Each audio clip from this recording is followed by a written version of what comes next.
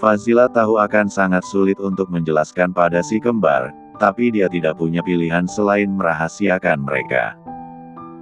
Faz, sebelum kamu kecelakaan, kamu mau ke rumah orang yang didatangi Ratna. Sebenarnya itu rumah siapa? Fazila menarik napas dalam. Aku tidak ingin membahas itu. Aku tidak ingin kembali ke kehidupan dulu dan tidak ingin terlibat lagi. Tapi, aku sudah bahagia hidup tanpa dia. Bahagiaku adalah anak-anakku, Din. Tolong jangan bahas mereka lagi. Dina hanya penasaran dengan sosok Ratna sebenarnya. Namun, dia menghargai keputusan Fazila. Sementara itu Kafka sudah 3 hari putus komunikasi dengan Ratna. Pikirannya semakin kacau balau. Bilal, suruh Anaya datang ke sini, bawa berkas penting itu. Kafka mengurut pangkal hidungnya. Baik, Pak. Tapi kenapa Bapak nggak komunikasikan langsung sama Pak Bapak yang satu itu? Kamu kenapa nggak training dia dengan baik? Gimana kamu mau naik jabatan di kantor? Tapi ini Om yang minta loh, saya ke bagian marketing. Bukannya saya gak mau latih asisten pribadi Bapak itu, tapi dia terlalu Boh 4Y. Saya takut tergoda. Kafka mendongak. Kalau saja bukan di restoran dia sudah membuat Bilal menjadi samsak untuk ditinju. Iya Pak, maaf, saya telepon Anaya sekarang. Kafka masih mencoba untuk membujuk pacarnya. Rat, ini yang paling lama kamu ngambek. CEO itu memang sedang menunggu meeting dengan rekan bisnis lainnya. Saat mereka sedang diskusi, Anaya datang. Maaf Pak, saya telat, macet. Wanita dengan blazer hitam ketat memperlihatkan belahan bukit kembarnya. Lain. Astagfirullah.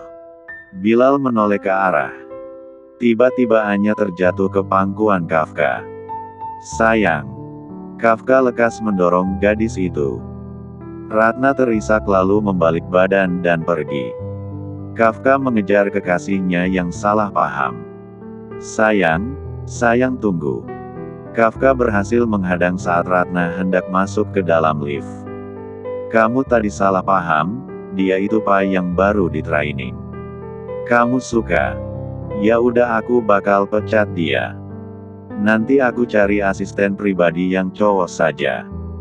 Jadi kamu suka sama cowok tampan juga? Kamu kenapa sayang? Cemburuan gini. Kafka masuk ke dalam lift. Terus kamu mau aku punya asisten pribadi yang gimana? Kamu mau yang bercadar gitu? Itu mungkin lebih baik. Supaya dia bisa ceramahin kamu. Kafka menggelengkan kepalanya. Kamu benar-benar aneh. Sekarang udah gak marah lagi kan? Ia mendekap pacarnya di dalam lift. Ratna selalu luluh dengan sikap manis Kafka. Dia tak sampai hati untuk membuat pria itu kepikiran tentang bungkamnya. Tapi kamu gak marah lagi sama aku kan sayang? Tanya Kafka. Kamu mau apa? Ratna rasanya ingin mengatakan kapan mereka akan menikah, tapi dia urungkan. Aku cuma mau kamu sehat. Kafka memeluk Ratna. Itulah yang aku suka dari kamu wanita yang sangat sederhana. Ratna memejamkan mata.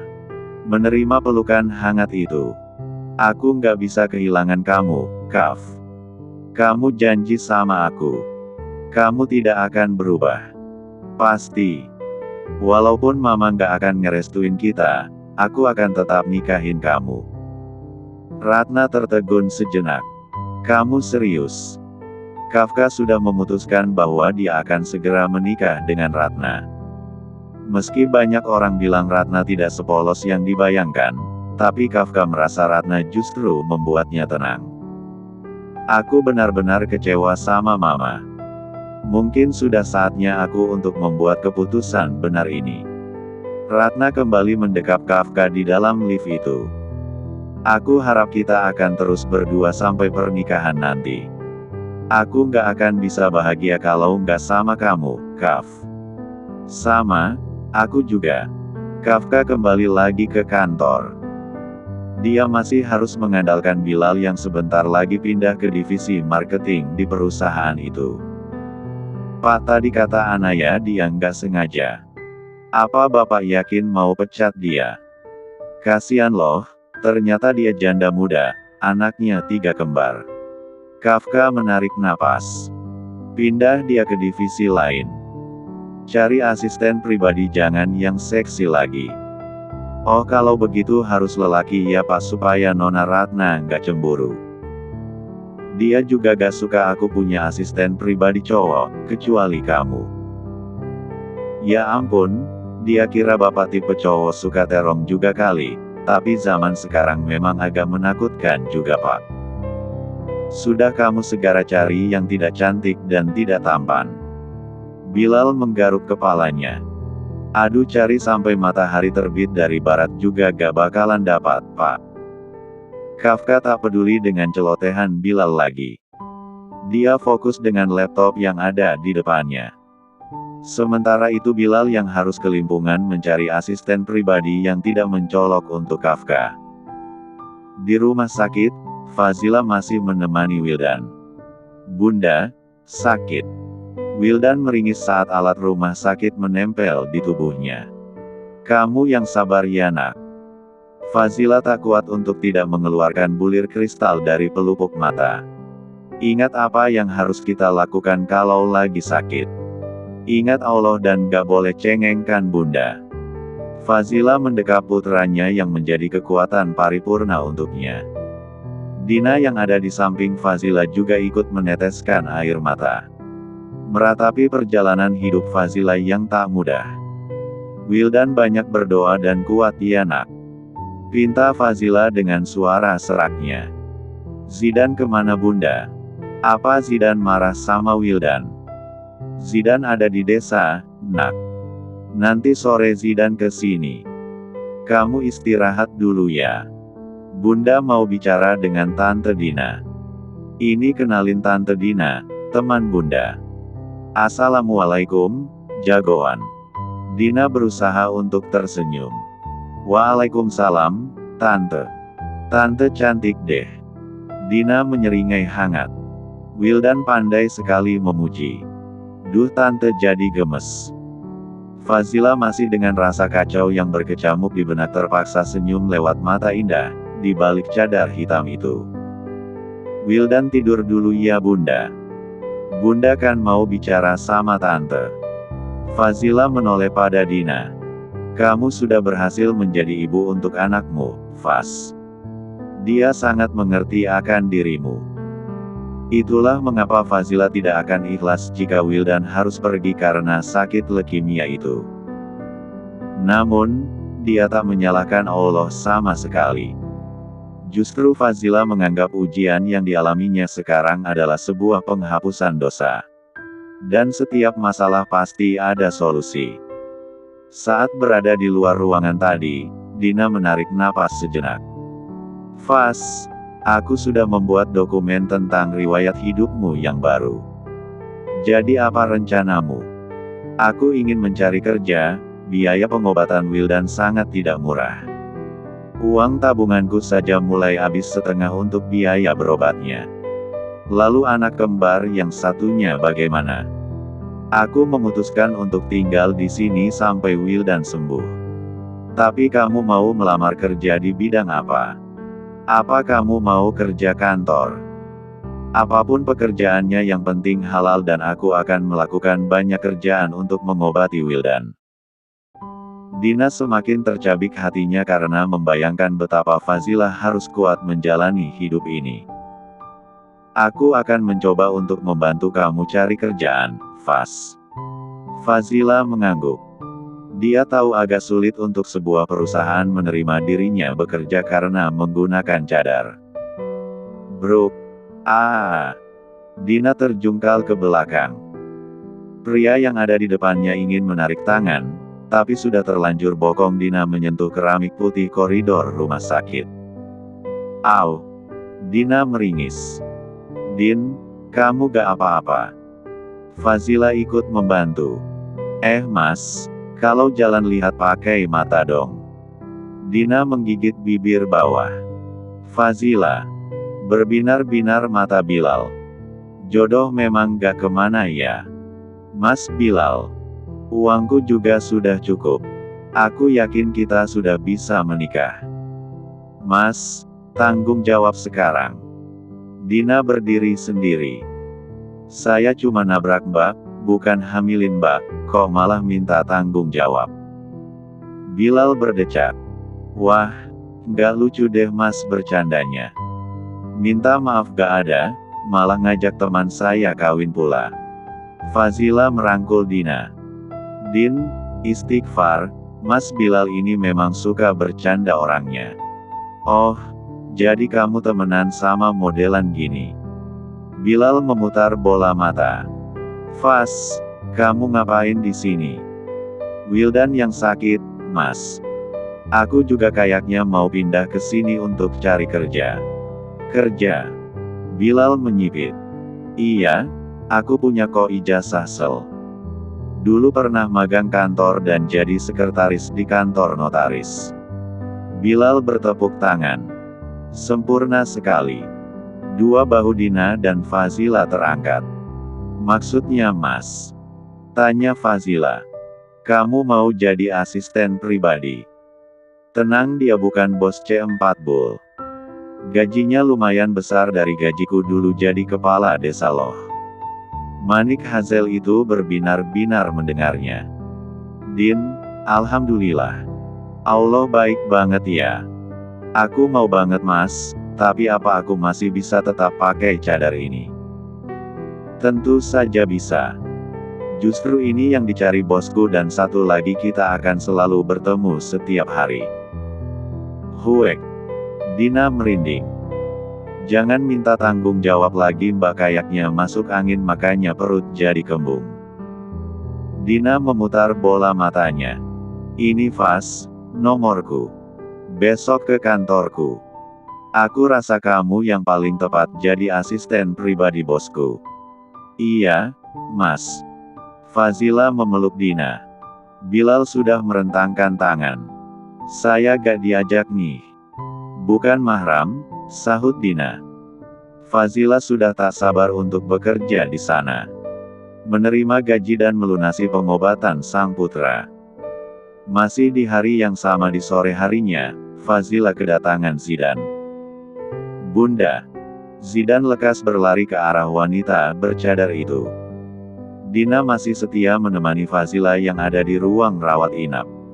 Zidan, jangan keras-keras ya suaranya. Ada banyak yang lagi sakit di sini. Ruang rawat inap itu hanya disekat dengan tirai hijau saja. Hana datang bersama sang suami. Makasih Umi, Abi. Fazila mendongak sejenak. Bunda, tante ini siapa? Kok gak pernah lihat? Duh, kalian benar-benar tampan sekali. Duduk di pangku tante, Zid. Bunda bilang gak boleh duduk di tempat orang asing. Sayang. Fazila menyeka pipi Zidan. Ini teman mama. Tante Dina. Oh, Tante Dina juga kayak Bunda ya. Asyik Zidan ada teman yang lain juga. Dina terbatuk. Anakmu yang ini agak lain ya Faz. Agak barbar kayak kamu dulu. Memangnya kenapa Tante? Anak Tante mana? Zidan, jangan nanya gitu. Gak baik. Tante masih jomblo, sayang. Tenang aja. Tante udah punya mental kawat baja besi ditanya soal begituan. Ruangan itu meledakkan tawa. Dua anak kembar Fazila juga ikut terpingkal-pingkal. Mulai sekarang Zidan gak boleh jahatin Wildan lagi ya. Wildan sekarang lagi sakit. Fazila merapikan rambut putranya. Bunda, Wildan gak bisa main lagi dong sama Zidan. Terus Zidan main sama siapa? Fazila memeluk putranya. Kita doakan Wildan bisa sembuh ya nak. Zidan mengangguk dengan wajah imutnya. Duh, jadi pengen punya anak deh, celetuk Dina. Si kembar kenapa pada bikin gemes sih? Ia mencubiti pipi bapaunya. Sementara itu Kafka yang baru saja selesai bertemu dengan kolega di kantor mendapatkan telepon. Halo, Alice. Kenapa? Nona masuk rumah sakit. Iya, sebentar lagi aku akan ke sana. Apa Gert Ratna kambuh lagi? Iya Pak, ini Nona bilang lagi nggak sanggup ngomong.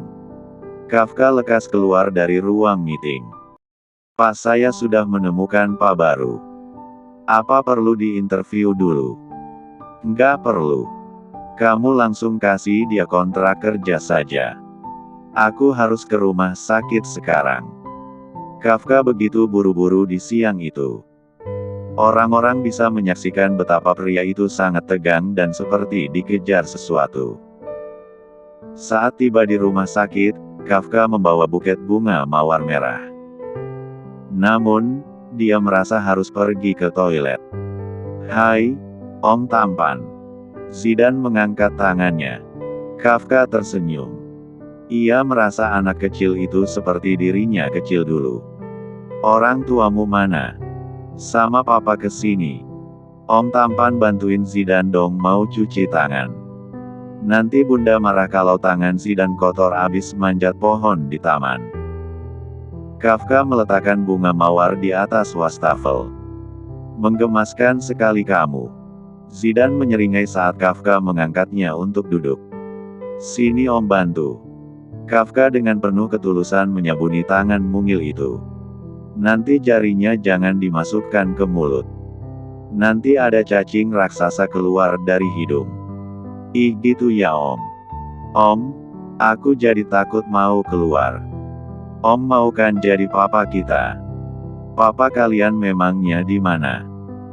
Kata bunda udah ada di surga. Zidan kan nggak tahu caranya jemput papa ke surga, tapi Om baik deh. Aku mau Om jadi papaku. Zidan seketika memeluk Kafka. Memejamkan mata. Om wangi banget. Zidan suka. Kafka selama ini tidak pernah terlalu akrab dengan anak kecil. Entah kenapa saat bersama Zidan, dia merasa ada kontak batin. Membuatnya ingin memberikan kasih sayang itu. Zidan sama Wildan gak pernah tahu rasanya punya papa. Kalau Wildan kenal sama Om, pasti dia suka juga. Wildan siapa? Kembaran Zidan. Wah, kalian kembar. Om jadi penasaran kenapa kamu ada di sini. Zidan, sayang. Suara perempuan dari luar sana terdengar menggelegar. Om, itu suara bundaku. Ayo aku kenalin sama bunda. Tadi kan Om udah bantuin sabun tangan Zidan. Nggak usah Zidan. Om harus ke toilet sebentar. Zidan jadi manyun. Ya sudah, ayo. Kafka menggendong Zidan untuk bertemu dengan ibunya. Fazila melotot tajam. Zidan.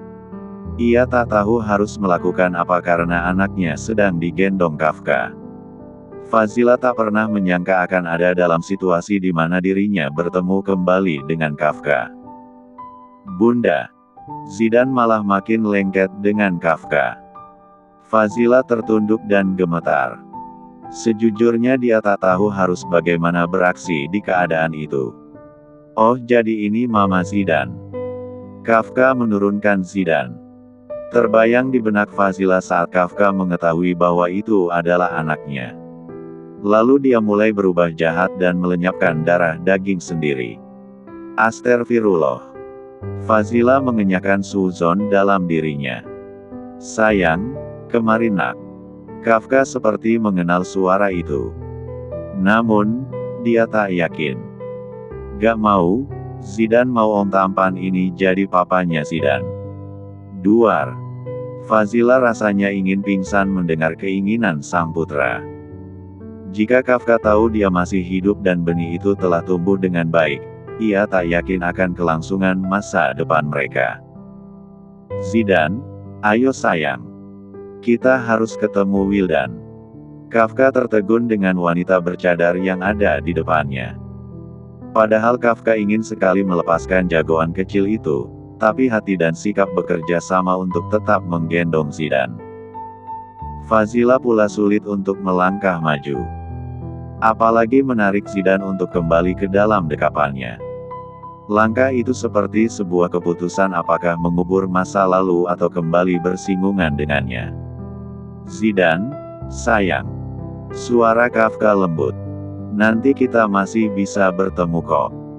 Kamu sama Bunda dulu ya. Kafka jadi tak nyaman dengan wanita bercadar yang sejak tadi hanya mematung bisu. Zidane tetap lengket dan mengetatkan pelukan pada Kafka. Seolah tahu bahwa mereka memiliki hubungan darah yang sangat kental. Bunda, boleh ya Zidane punya ayah kayak om ini? Astagfirullah anakku. Gumam Fazila dalam hati. Rasanya dia ingin kencing di celanan berada dalam momen seperti itu.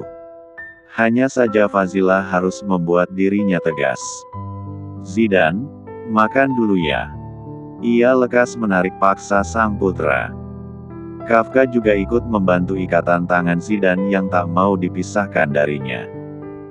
Zidane, Bunda mohon. Fazila menarik anaknya. Zidane meraung. Zidane mau punya papa kayak om tampan ini. Kafka tersenyum hangat. Entah kenapa hatinya begitu terenyuh. Srek. Kuku Zidane menggores wajah tampan Kafka. Fazila melotot. Dia sulit untuk berbicara dengan Kafka yang mengingatkan ia dengan masa lalu kelam. Zidane.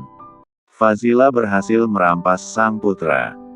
Minta maaf sekarang. Zidane menatap Kafka yang tergores luka di pipinya. Om tampan maaf ya. Iya, jagoan. Kafka menyentuh kepala Zidane. Fazila masih tertunduk. Lidahnya terlalu beku karena terpengaruh emosi masa lalu. Maaf mbak, saya permisi dulu. Kafka meninggalkan wanita bercadar yang tak mau menatapnya. Fazila sudah tak sanggup menahan debit air mata yang hendak ambruk dari kelopaknya. Zidane, kenapa sih kamu suka bikin bunda khawatir? Fazila terisak. Untung saja Kafka tak curiga bahwa dirinya adalah sosok wanita yang pernah mencintainya secara ugal-ugalan. Kamu nggak kasihan sama bunda? Fazila lekas membawa Zidane ke arah lorong yang lainnya. Zidane yang notabene anak kecil jelas saja menangis sejadi-jadinya. Padahal Fazila berkata lembut. Jangan nangis lagi, sayang. Nanti Wildan di dalam sana bisa nangis loh ngeliat kamu begini. Barulah tangis Zidane surut. Dia memeluk bundanya. Zidane cuma pengen ngerasain punya ayah, bun. Om tadi baik sama Zidane. Tapi kamu gak boleh bersikap seperti itu sayang, itu gak sopan. Kalau omnya gak suka, kamu bisa tersakiti. Fazila malah merasa keputusannya untuk pindah ke kota metropolitan jadi horor. Apakah dia akan bisa merahasiakan benih kebencian CEO itu? Fazila tahu betul bagaimana Kafka membenci dia dan anak dalam kandungannya dulu.